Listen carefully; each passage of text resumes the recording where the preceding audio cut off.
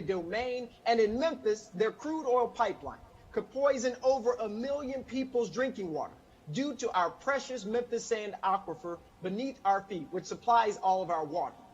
What we know is this: God is on our side, because God is on the side of the oppressed, and it is that spirit that is within us. It's that spirit that will not bow. That spirit will not be broken. That spirit will not bend, and it is that spirit that will see us through to victory as we fight these interlocking injustices together in Memphis and in Raleigh and Washington, D.C. and around this country. See, God bless you. And what we know to be true is that we're going to go forward together and not one step back.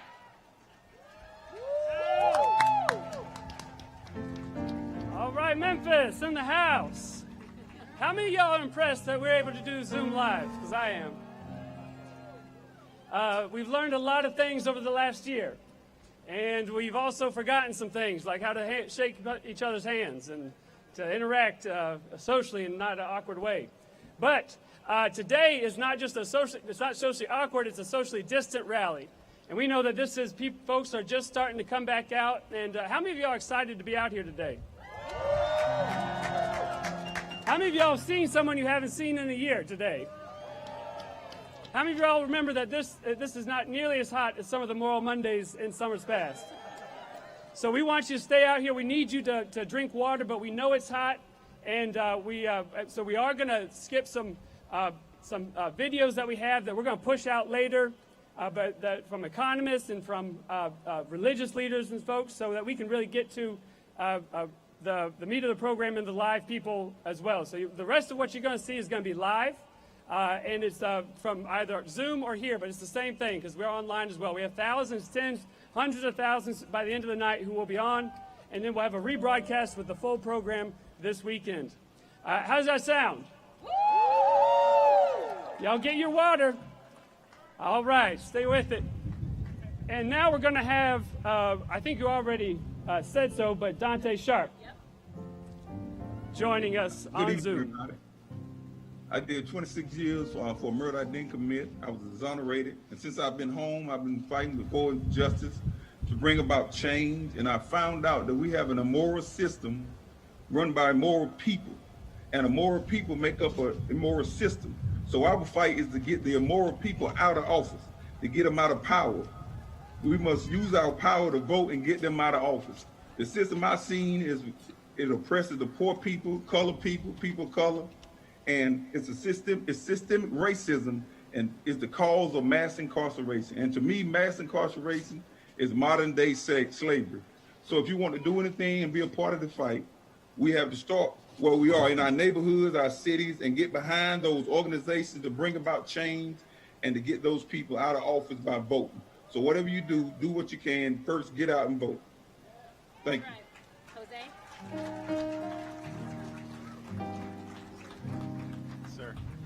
How you doing, Poor People's Campaign? Y'all sound fired up today. All right. My name is Jose Vasquez, and I'm a disabled Army veteran. I'm here representing over 250,000 members of Common Defense. We are the nation's largest progressive veterans organization.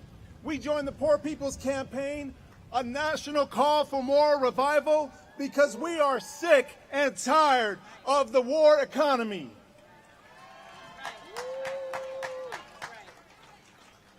While hardworking Americans are struggling to make ends meet, defense contractors are lobbying members of Congress to spend billions and billions of dollars on weapons of mass destruction. Shame. More than 60% of our federal discretionary dollars, taxes that come out of our pockets, are allocated toward war making. Shame. Think about that. There are 60 cents of every dollar that Congress approves from year to year goes straight into the pockets of corporations and into their accounts to profit from war. Shame. Why the hell do we have to fight for $15 when the CEOs and the contractors are making millions of dollars every year? That's right. Say that. Why our working people have to file for bankruptcy because of medical debt in the middle of a global pandemic. While these CEOs are making a killing, we have corrupt politicians trying to stop veterans from accessing the ballot box. Why can't a veteran, a disabled veteran with post-traumatic stress disorder, mail in their ballot early? Haven't they sacrificed their physical and mental health defending this democracy? Veterans across this nation say enough is enough. We won't stand by while we spend more on forever wars that benefit the wealthy. We will fight to protect and defend our people. We demand Congress take action to meet the needs of low-income Americans. We can't pat essential workers on the back on one day and then cut their health care the next day. We can't say that everyone counts and then try to create barriers for voting rights. That's right. That's right. The same rights that veterans have sacrificed to preserve. So we will be on the front line with all of you because we know this. You only get what you're organized to take, and we're here to take what's ours. Thank you.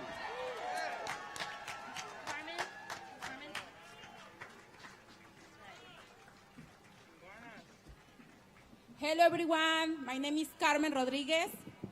Hi everyone, my name is Ileana Santillan. Forward together! Forward together! Los inmigrantes estamos aquí para quedarnos. Immigrants are here to stay. Mi nombre es Carmen Rodríguez. My name is Carmen Rodriguez. Soy madre. I am a mother. Soy inmigrante. I'm an immigrant. Soy uno de los más de 11 millones de personas que estamos construyendo América. I'm one of the 11 million persons who are constructing America. Y a pesar de todo, seguimos siendo ignorados por el gobierno. And even then, we're continuing to be ignored by the government. Soy indocumentada. I am undocumented. Y tengo un sueño. And I have a dream. Sueño con el día que nuestras familias no tengan temor de ser separadas por ICE. I dream of a day where our families do not have to live in fear of being separated by ICE. That's right. That's right. That's right. Sueño con el día que nuestra comunidad sea reconocida. I dream of a day where my community is recognized por su gran aporte económico. For all the economic benefits. Seamos libres de emprender sueños. A day where we will be free to reach our dreams. Que hoy se nos dificultan por no tener un estatus migratorio. Those dreams that are difficult to achieve because we do not have an immigrant status. Ni siquiera tenemos el acceso a una licencia de conducir. We don't even have access to a driver's license. Esto es injusto. This is unjust.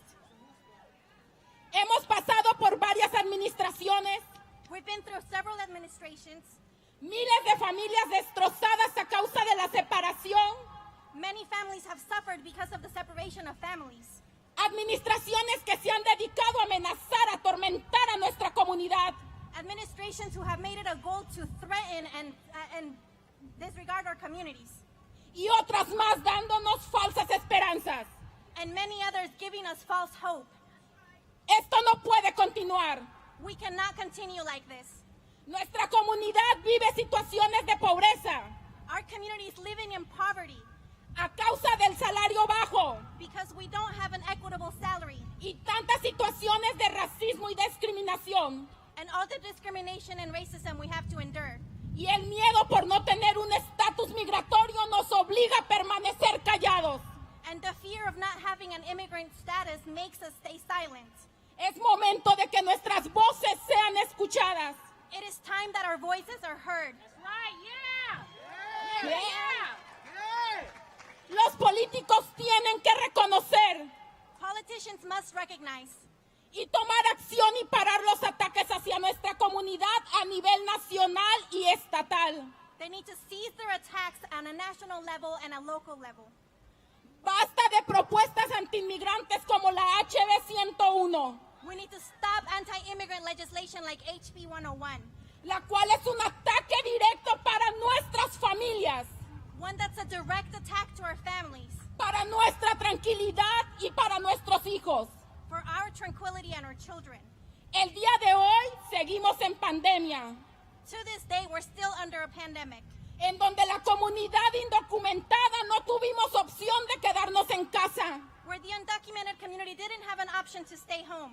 Las construcciones siguieron, Construction kept on going. la limpieza siguió, Cleaning services continued. los alimentos siguieron llegando, Food was still at your table. cosechadas por manos de inmigrantes. We're benefiting from the labor of immigrants. El llamado es para el presidente Biden, This call is for President Biden, para todos los políticos federales, to all federal politicians, para el gobernador Roy Cooper, to Governor Roy Cooper, senadores, representantes y los políticos del estado. senators, representatives, and all politicians in the state. Recuerden que estamos aquí, que somos millones. Remember that we're here and there's millions of us. Somos madres y padres y no somos invisibles. We are parents, we are mothers, and we're not invincible. Nuestros hijos comenzaron a votar. Our children started voting. La decisión es ahora de ellos.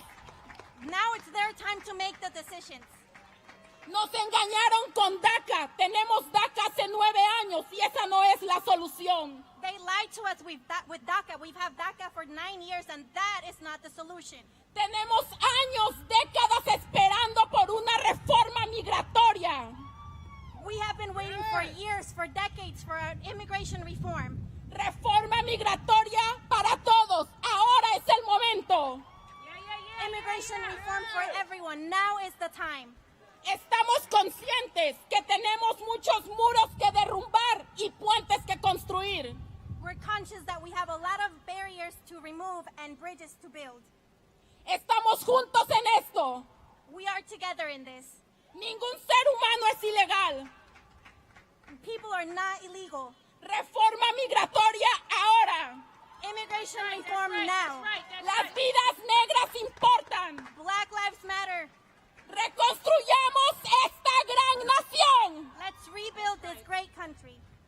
Forward together. Forward together. Sí se puede.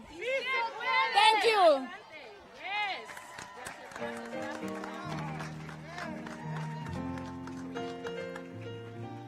Next, we're going to hear live from Karina Baker. Hello, my name is Karina Baker, and I have been part of the PPC for a year now through my internship at the Kairos Center. As a deaf person born to deaf parents, growing up, I saw my mom and dad get passed over for many jobs and struggle to make ends meet. In the jobs they did get, they were often placed in low-wage positions with limited opportunities for advancement. They would preach to me that as a deaf person, I had to work twice as hard to make it in the hearing world, and that college was the only path to success. So that's what I did. And once I got my bachelor's degree and got all the necessary qualifications, I submitted job applications, but it was challenging. Just applying for a job was still like being in the Hunger Games. In actuality, college degrees are not enough, especially for people with disabilities who face obstacle after obstacle. If we do indeed get the job, the hurdles don't end there, with communication barriers and lack of resources and support services. Not many workplaces are willing to accommodate people with varying abilities, even as we offer our unique perspectives and assets to the workplace. It's crazy to me that in 2021, it's still legal for workplaces to pay a sub-minimum wage to people with disabilities in certain settings. Many of us, disabled people and abled people alike, try to do everything that is expected of us and yet struggle to make a living wage. The harsh reality is that our current system perpetuates many barriers that disproportionately target people of color, poor people, and people with disabilities, and sets the stage to exploit those that have fallen through the cracks. The American dream is a myth, but it doesn't need to be. We need the third Reconstruction to ensure that deaf people, people with disabilities, and all people can have the right to live and to thrive. Thank you. Thank you, Karina. We're now going to hear from Roz Pellis, Senior Advisor to the Poor People's Campaign, a national call for moral revival. Roz? Good evening. Good evening. Good evening. We are here this evening calling for a third Reconstruction, and we need to do that, and we need to do it with the loudest voices possible, the biggest actions possible. We need a third Reconstruction in this country. That's right. And when we talk about a third Reconstruction, we have to talk about the plight of workers in this country. Workers who have proven to be essential to the growth of our country. Workers who have proven to keep this country moving while the rest of us were just trying to hold on. So we got to talk about the conditions of workers. We got to talk about what's happening with workers and what we've got to do to change the circumstance so that people can make a decent and living wage. That's right. We got to have people making the wage that they deserve. Yes. And they got to have the conditions that they deserve. Yes. Right? Yes. So what we're going to do is to now introduce some of the most important folks in this country. They are workers who are every day building this country, every day keeping us going. And we're going to start with Sister Kumi Davis, who's a Raise Up Fight for 15 worker. She's a home care worker. Let's bring her on with a round of applause. She is essential.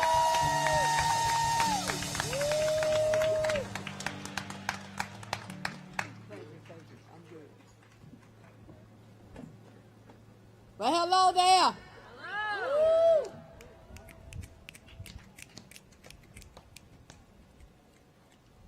So I am a certified nurse assistant at an assisted living group home.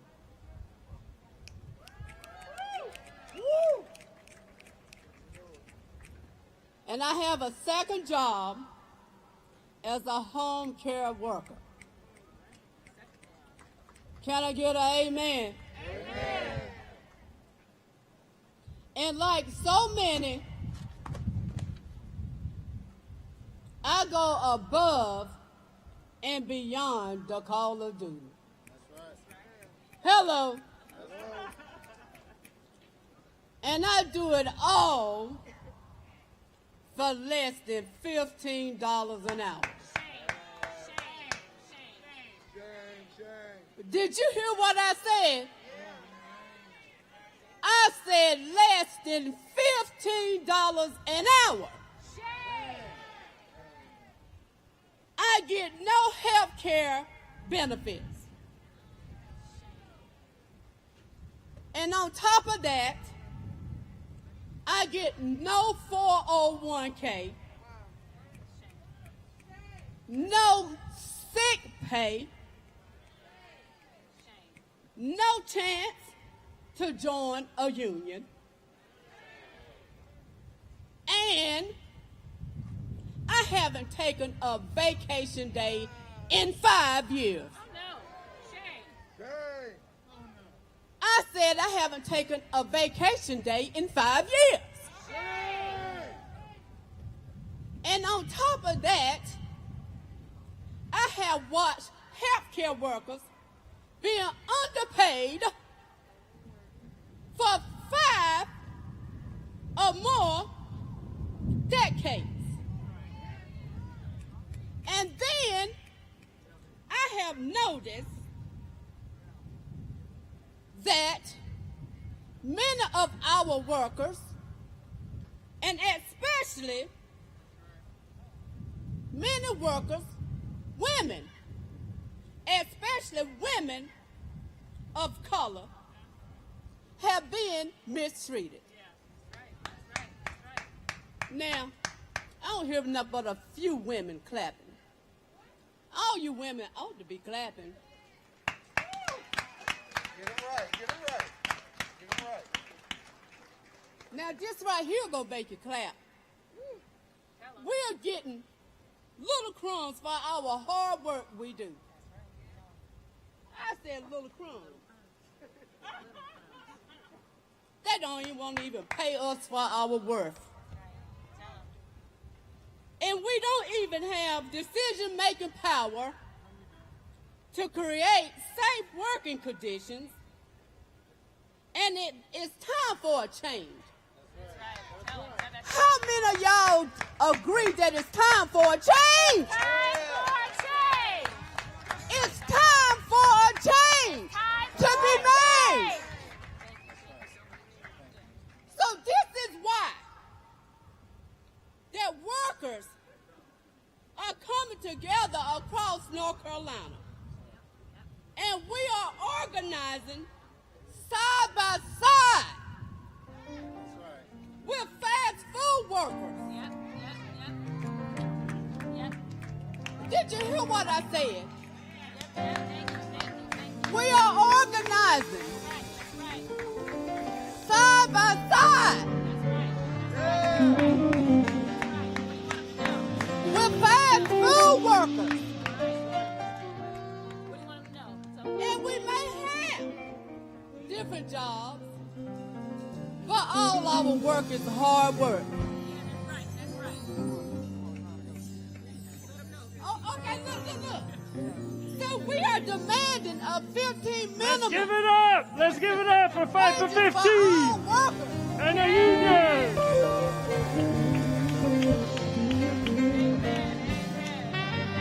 Come on, give it up for workers.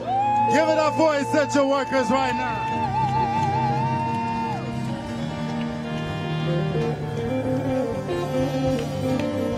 All right, y'all. We're getting ready to hear from Erica Ihime from Jobs to Move America, Alabama Coalition for Community Benefits, along with Randy Weigarten from American Federation of Teachers, and Tega Tony from AFT West Virginia. Put your hands together as they speak.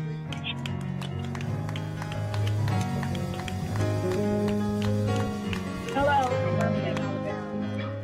More and more manufacturing corporations are moving here to the South. They're taking root right on top of old Jim Crow, including so-called green industries like electric transportation that still include low wages and poor working conditions. In order to break the old system here in the South, we must join labor and community together in a real way, like we're doing in our campaign to win community benefits with the Canadian bus manufacturer New Flyer right in Anniston, Alabama. Just recently, our Alabama Coalition for Community Benefits also worked to support the efforts of the Amazon Workers Campaign here in Alabama. As most of you may know, the election did not have the outcome that we hoped for, but we took away some valuable lessons. One, community has to join together with labor for us to be successful. Two, laws to protect the workers must be strengthened to stop employer interference. And three, but most importantly, this struggle is just not one campaign.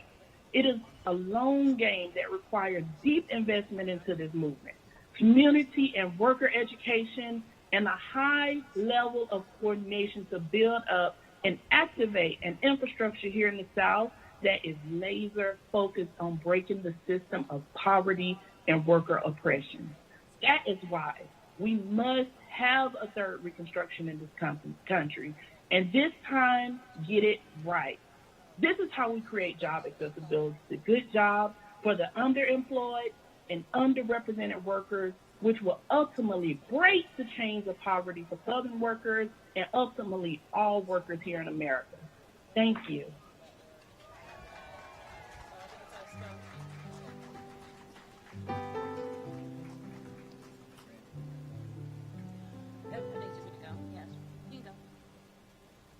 All right, everybody, come on, make some noise one time.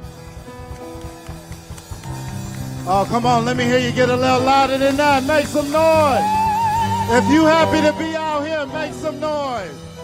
If you joining, if you know somebody, show some love to the people joining online. Everybody in person, show some love to the people joining online. And just lift up one big shout of praise on one.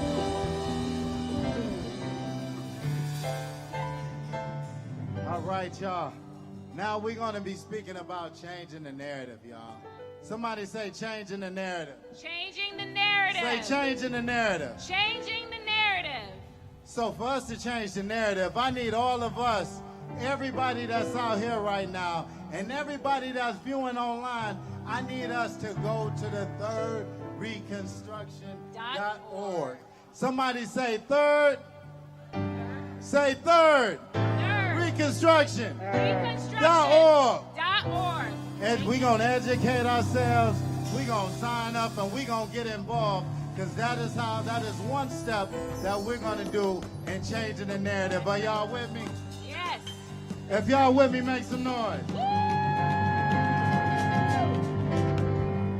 Part of changing the narrative is we want to know, why do we need a Poor People's Campaign National Call for Moral Revival? Why do we need it? So to come up and speak on that, I need y'all to make some noise from the Groundwork Project. Make some noise for Joe Kennedy.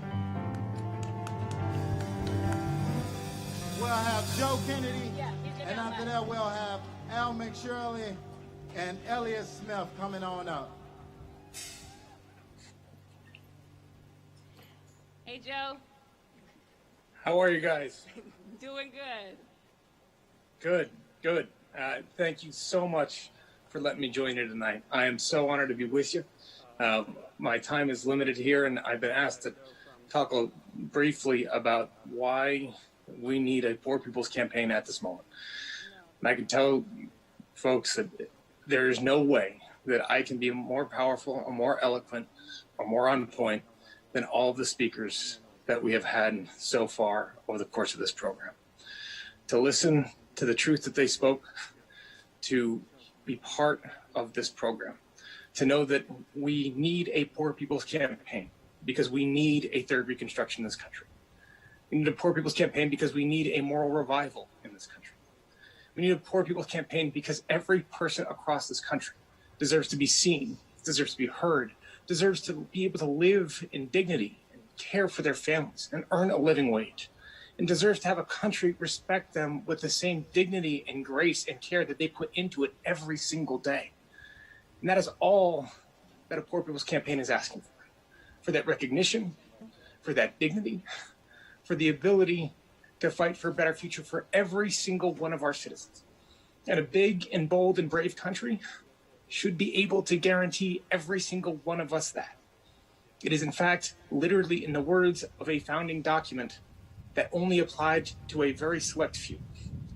But our history has been about expanding that view because people have fought for it, fought to expand, fought to embrace all of us. And that is what a Poor People's Campaign does. I am so honored to be with you and to call myself an ally, and I am so grateful to be sharing this moment with all of you, sharing this space with all of the speakers. All right. Thank you so much, and keep fighting. All right, everybody, if you want, can we give it up for our MCs? Keith and Cass, KK. We're going to go now to Randy Weingarten from AFT. Randy, are you there? I am here. Can you hear me? Yes. So, forward together, not one step back. Forward together, Not one step back. forward together. Not one step back. See, we can do call and repeat from Zoom. So that is part of who we all are. Nation to nation, sea to sea. You're in Raleigh, I'm in New York City today. But together we walk and we fight for people who have been on the stage already, because they know what the stakes are right now. Why is it in this country that the billionaires during COVID struck gold and the people who worked every single day, manning the grocery stores, doing what Cumi Davis did, helping people in assisted living, helping people who are getting old and need the help. People like Tika Tony, who is in school every day helping children. All these people who are frontline providers, people who are in nursing homes, people who are doctors, people who are nurses, how come they can't make ends meet when the billionaires made a ripoff out of this country? This is why we need a third Reconstruction, because we need the power that all of us together, community and labor, bring. We need the power to fight for a minimum wage. We need the power to fight for labor rights. We need power to fight for voting rights. We need the power to fight for all of these things. Last thing I will say is this. A. Philip Randolph, one of the iconic leaders of labor, said the following: at the banquet table of nature, there are no received seats. You get what you can take and you keep what you hold. If you can't take anything, you won't get anything. If you can't hold anything, you won't keep anything. And you can't take anything without organization. That is what a third Reconstruction is about.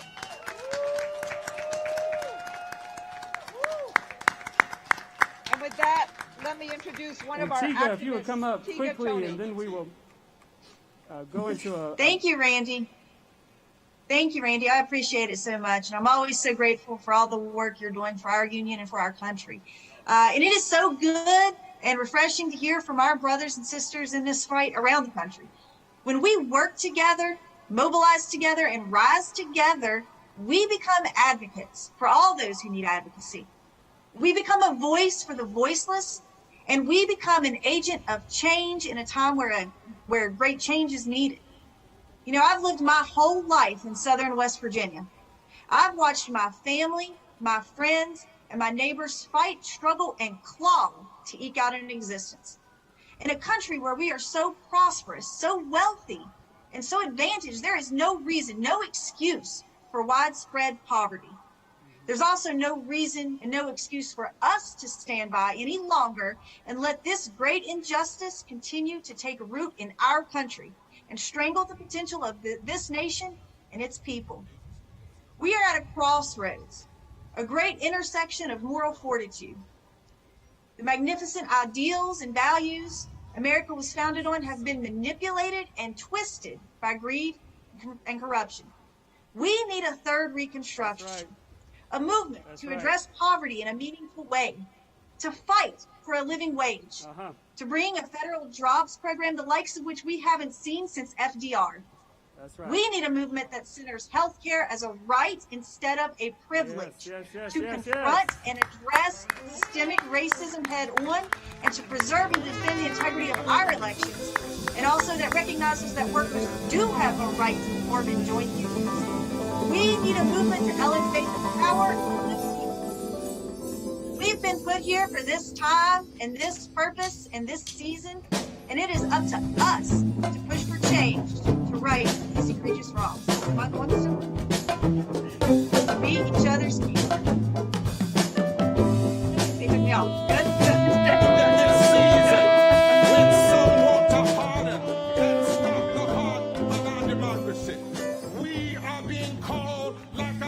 Mothers and fathers to be the moral defibrillators of our time. Love is here, hope is here, truth is here, we are the change.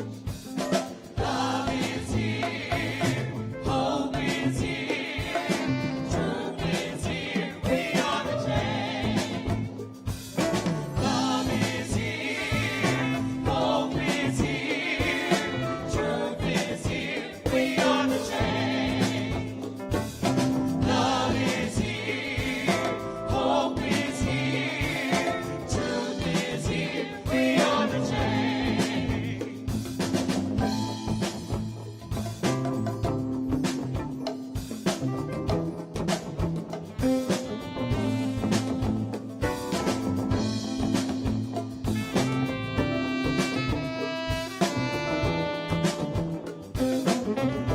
Feels very important to me. See, we need a real, serious conversation in this country, led by those that most impacted. And I love this question of, does the Bible say anything about what nations, what Caesars are supposed to do? Because Matthew 25 says, I was hungry to the nations, not to a church, not to a charity, not to an individual. I was hungry. And what did your nation do? Third Reconstruction, a moral revolution. Together we can be the hope and the solution. Third Reconstruction, expand democracy, a moral revolution. Reconstruction breaks us free. Third Reconstruction, a moral revolution. Together we can be the hope and the solution. Third Reconstruction, expand democracy, a moral revolution. Reconstruction breaks us free.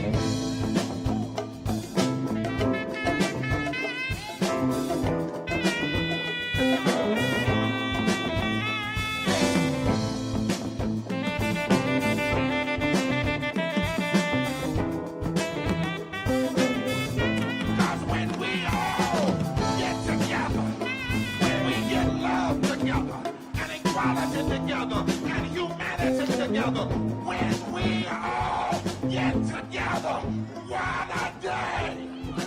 What a day! What a day of justice! All get together. What a day of justice that will be. When we all get together. What a day of justice that will be. When we all get together. What a day of justice that will be. When we all get together. What a day. Love is here, hope is here, truth is here, we are the change. Love is here, hope is here, truth is here, we are the change. When we all get together, what a day of justice that will be. When we all get together. All get together. What a day of justice that will be. We all get together. What a day of justice that will be. When we all justice that will be. When we all get together. What a day of justice that will be. When we all Get together. What a day of justice that will be. We all get together. What a day of justice that will be. When we all get together. What a day of justice that will be. Take it.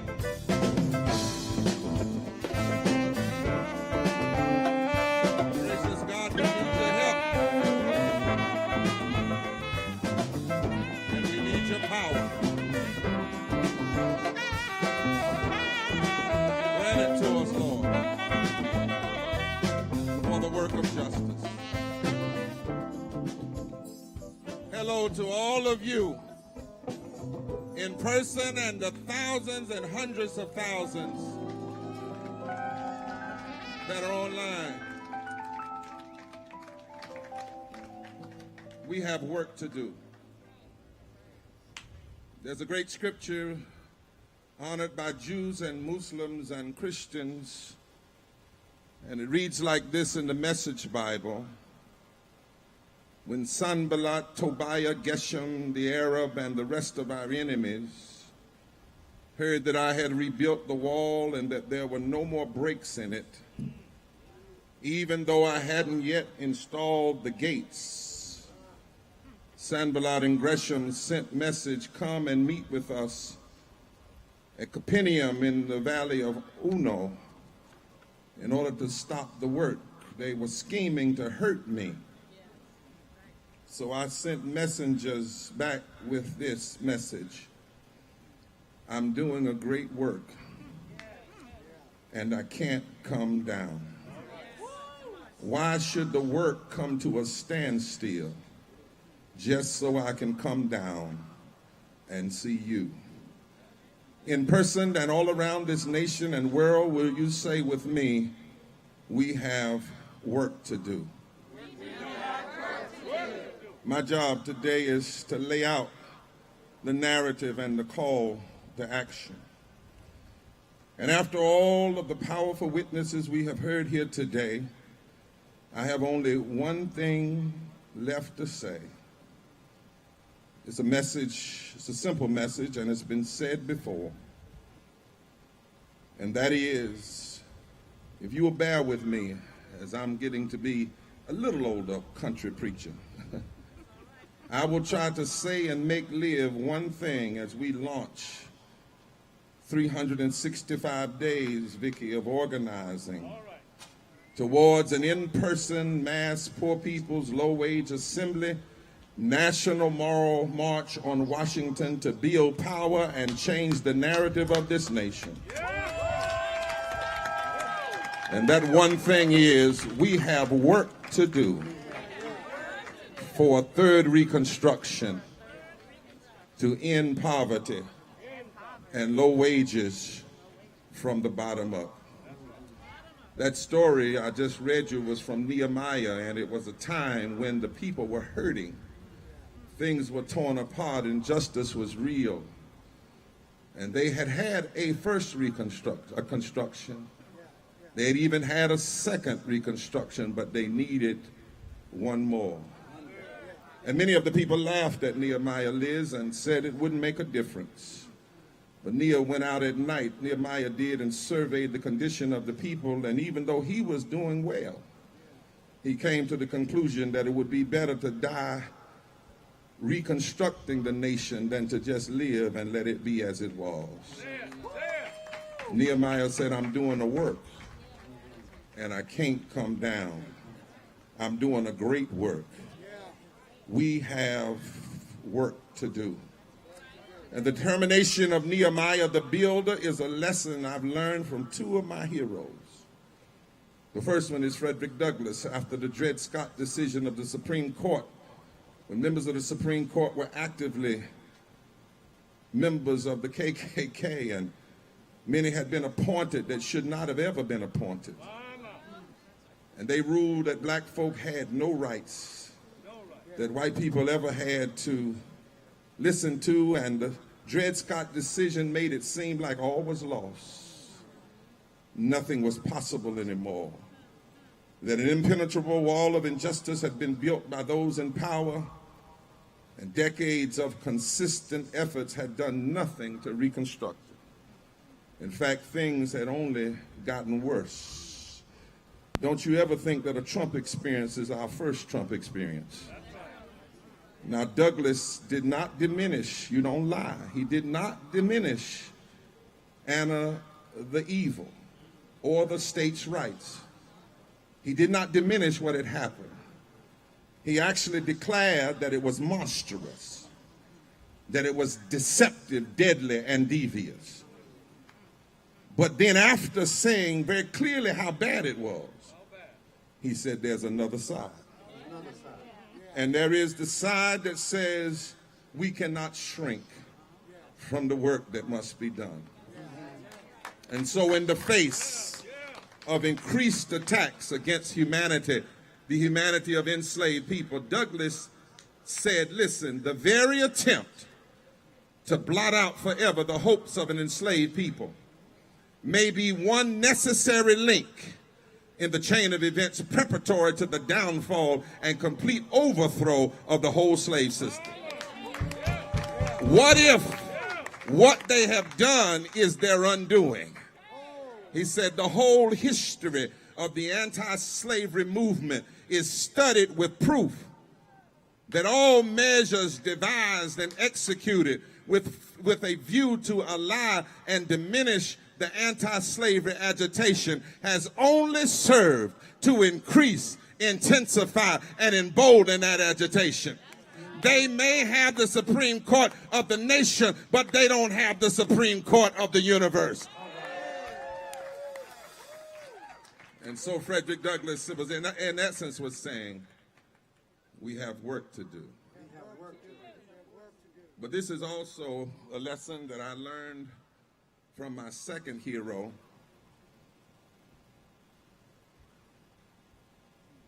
my greatest hero,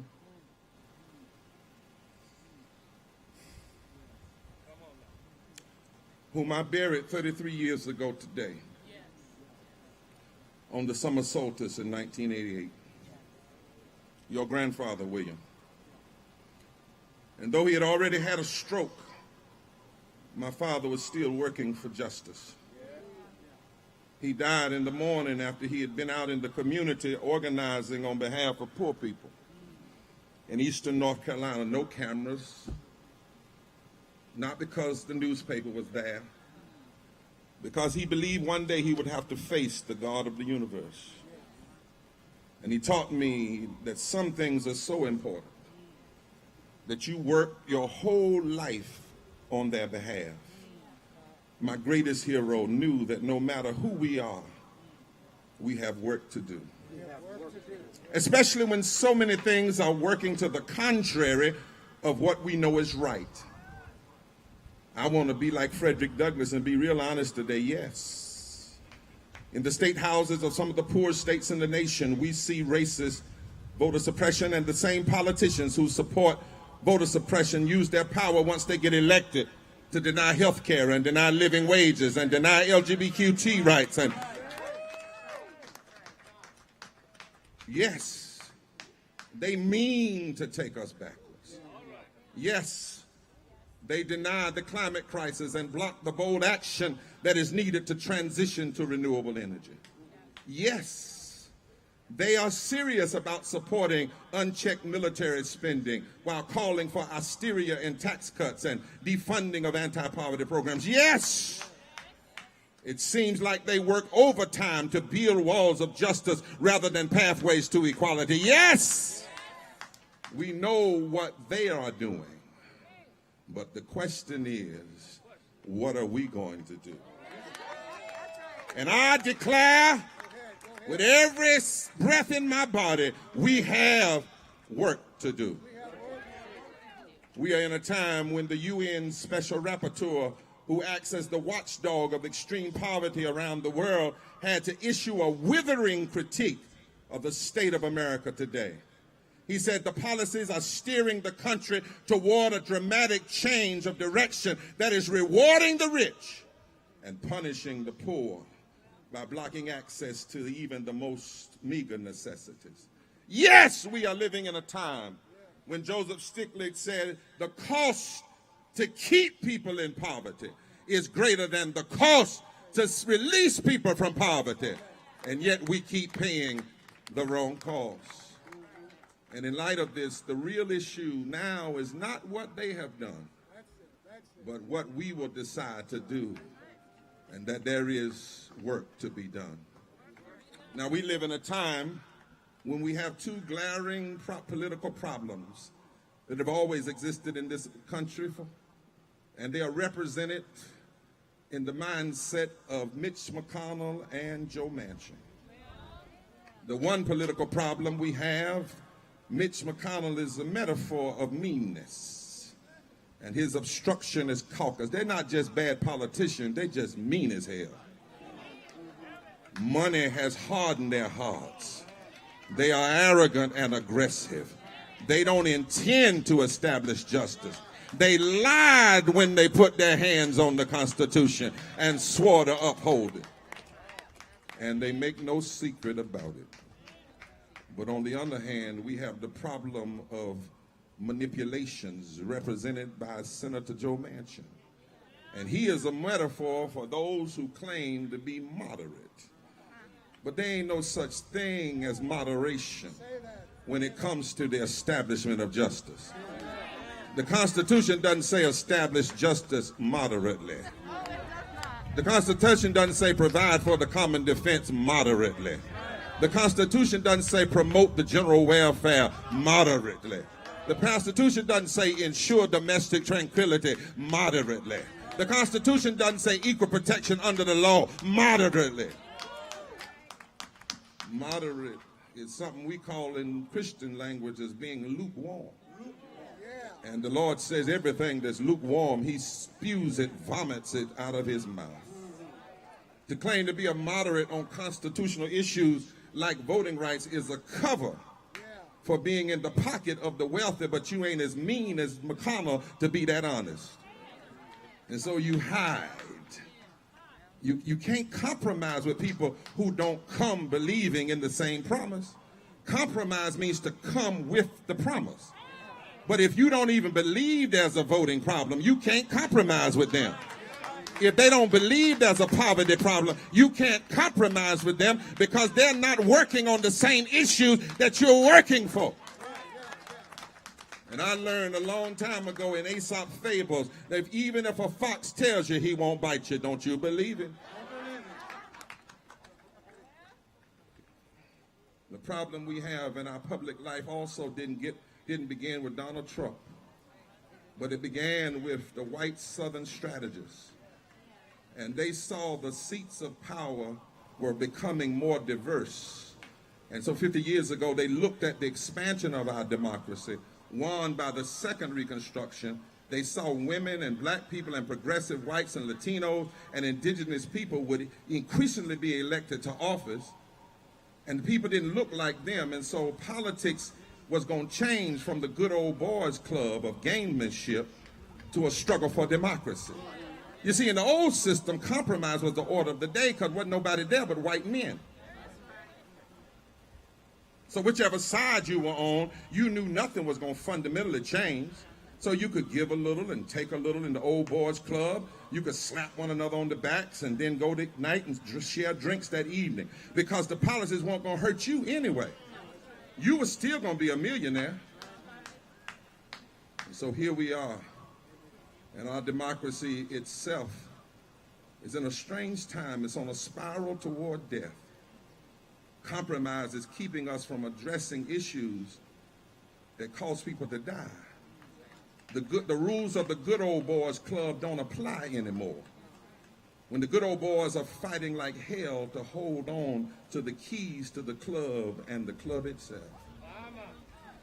Now facing this, Liz, somebody told me to give you and Nelson and Joyce and Alvin and Dr. Forbes a message the other day. They told me to tell y'all to stop offering people hope.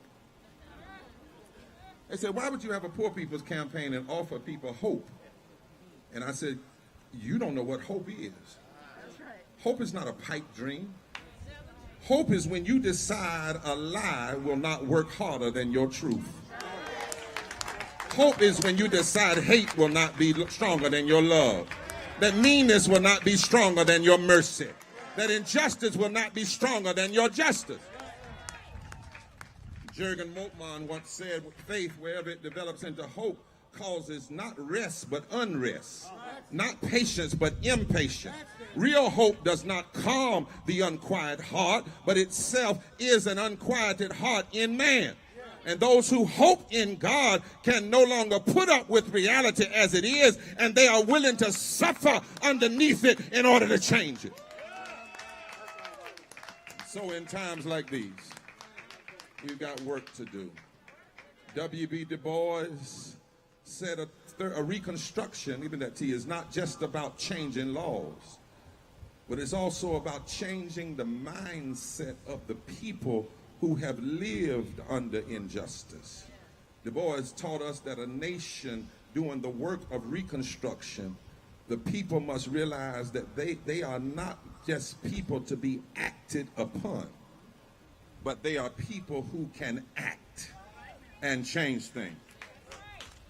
We can take the Constitution and snatch it away from the obstructionists of the good old boys club.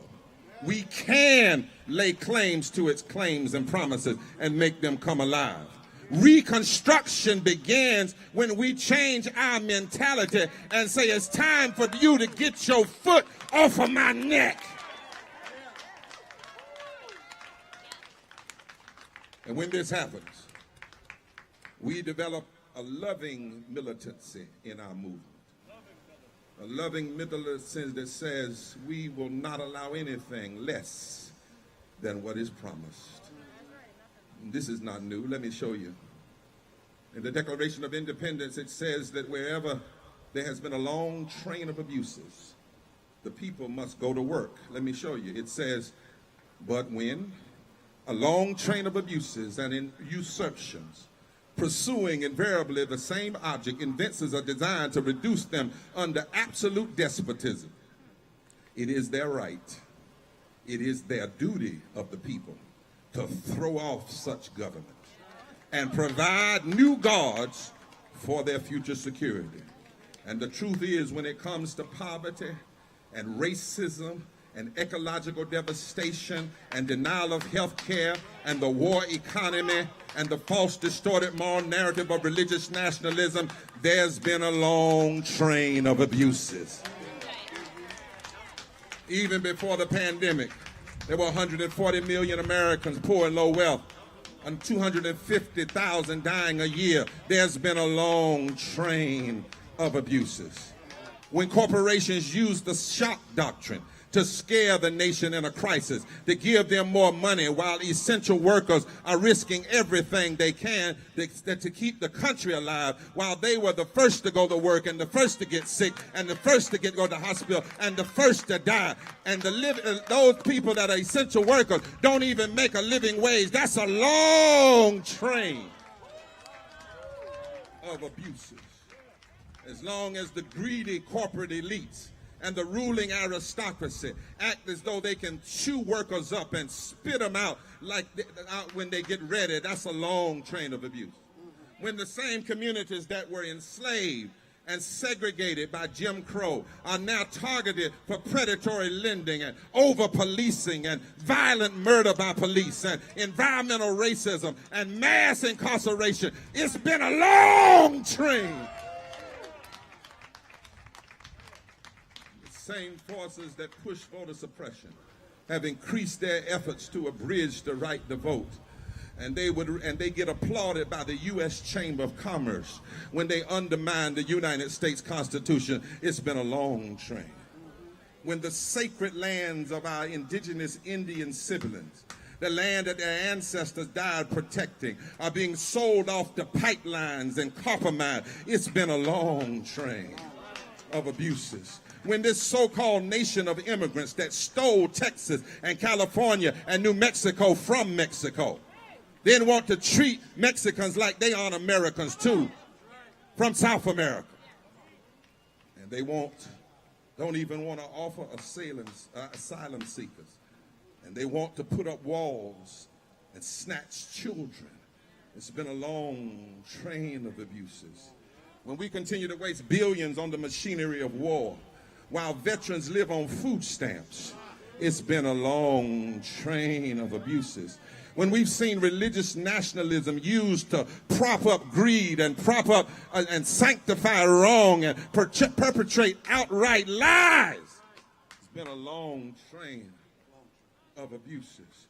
When we go through a pandemic, Nelson, and the billionaires make $2 trillion more dollars during the pandemic, and 8 million more people fall into poverty, and we got to fight like hell for a living wage and health care and still don't have it. It's been a long train.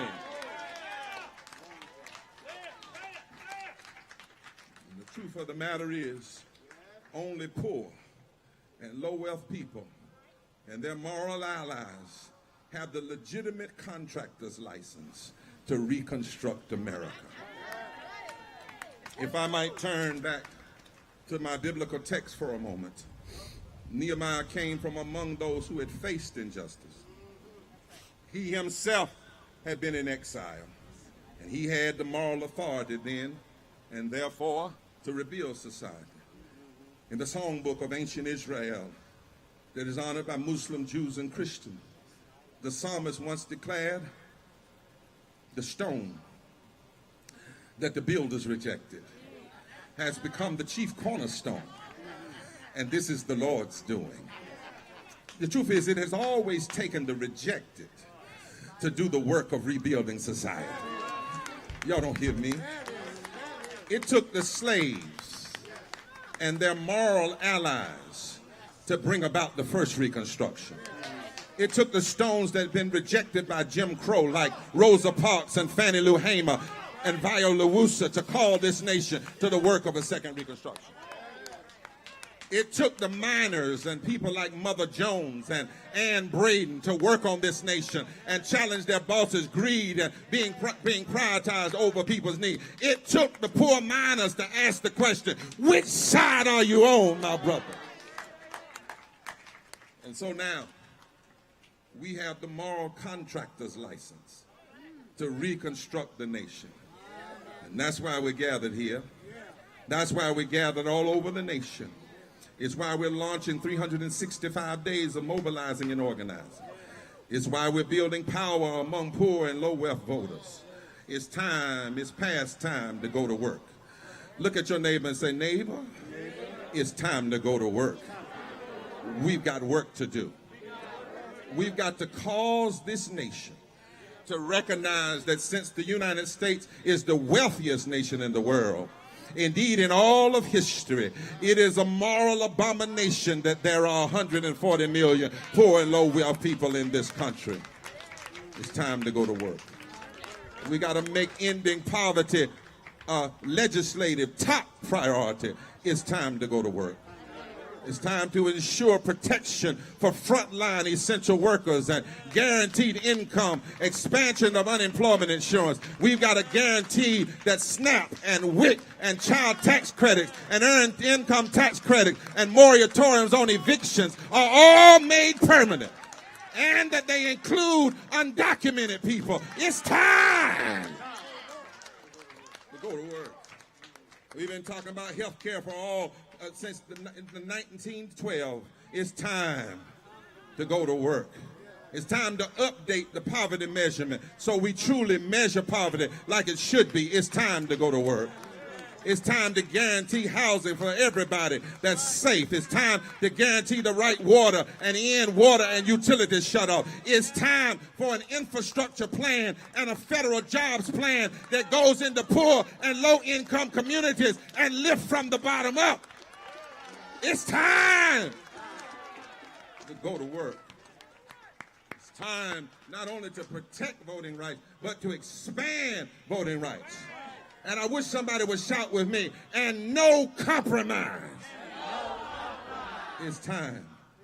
It's time to ensure all the rights of indigenous people and tribal nations, including the right to the free expression of their religion and the right to their native land. It's time to embrace a bold agenda to transform the economy away from climate chaos to a green, renewable energy economy that prioritizes the poor and low-income communities. It's time to go to work, y'all. It's time to demilitarize U.S. foreign policy. And it's time to cut the military budget right now 10% and take all of those monies and put them in health care and education and green infrastructure and jobs and anti-poverty programs. And then we need to cut it again. It's time to end unjust mass incarceration and violent policing. And it's time to enact fair taxes on corporations and repeal the 2017 tax cuts and stop letting the rich get away with murder while the poor people die. It's time.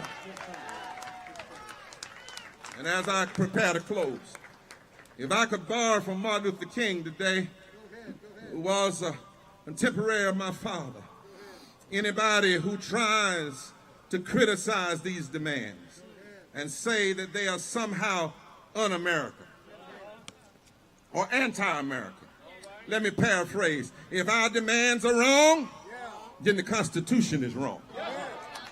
If our demands are wrong, then the promise of equal protection under the law is a lie.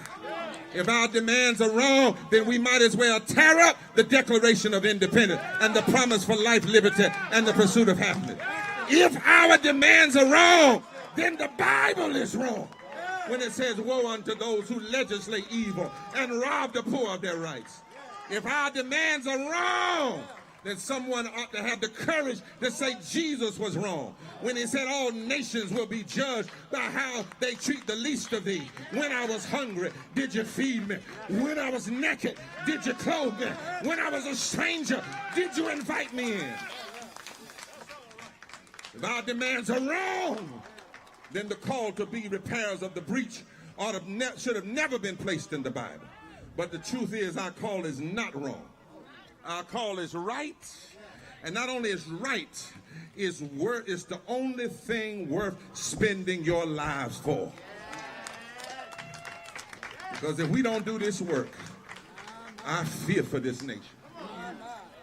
You can't have the levels of injustice that exist now in poverty and racism and think this nation is built on a solid foundation. You can't have the line of pain we're seeing and think you're going to always have rest and so-called peace. And the issue is not the scarcity of money. It's not the scarcity of ideas. The only issue is the scarcity of moral consciousness. And the only way to change that is for us to realize, touch your neighbor and say, we've got work to do. And we're going to do it, right? We've got to do it, right? Because we refuse to give up on America. It's time, Roz Pellis, for a third Reconstruction. It's time to give everything we have to deconstruct the interlocking injustices that are all around us. If you got gray hair, suit up one more time. If you're middle-aged, pay your debt for living on somebody else's sacrifices. And if you're young, get your young hind parts out here, because it's time. Oh, I feel like preaching now. When Habitat for Humanities wants to put up some houses really quick, they have a blitz bill. They put out the call and say, we need everybody, all hands on deck to get this work done. Well, I believe it's time to blitz build America. We need a blitz third Reconstruction. Everything we enjoy today, everything we have today is because people worked for it in the past. They said abolition was a pipe dream. They said the 40-hour week was a fantasy. They said the right for women and African Americans to vote was wishful thinking. But then somebody went to work. Have mercy, Jesus. Tell your neighbor, say, neighbor, we must make them see us. We must make them hear us. We must, and we can't settle because we know what is right. Let me tell the organ man. Now, if you're going to play with a Pentecostal, play with him or leave him alone. We've got work to do.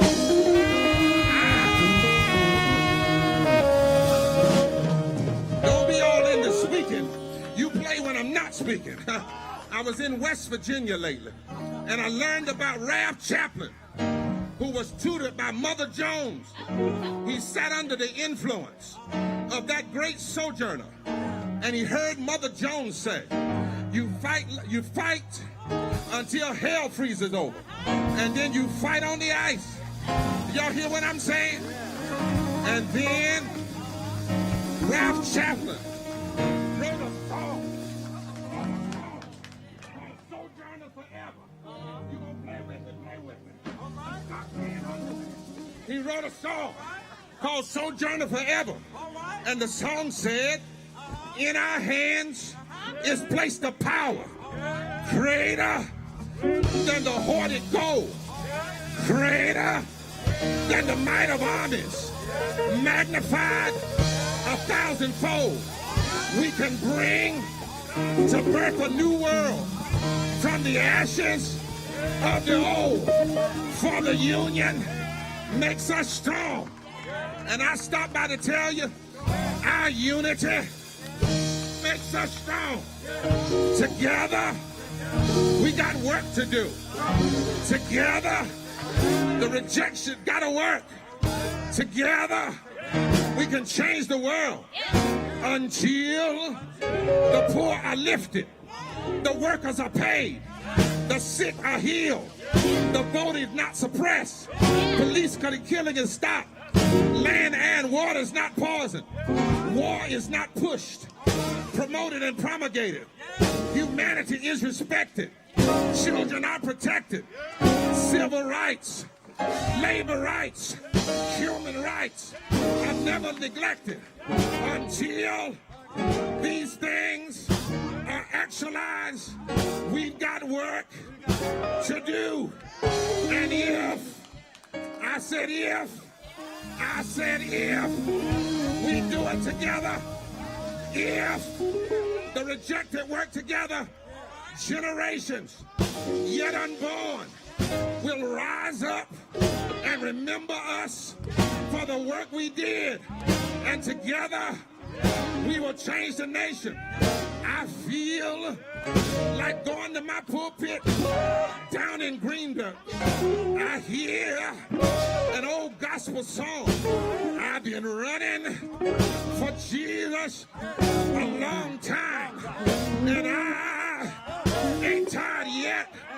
But since there is no separation between Jesus and justice, let me say it like this. I've been running for justice a long time, and I ain't tired yet. Because when it's all over, when the work is done, if we work together, love wins. If we work together, truth wins. If we work together, hope wins. And what a day, what a day, what a day of rejoicing it will be.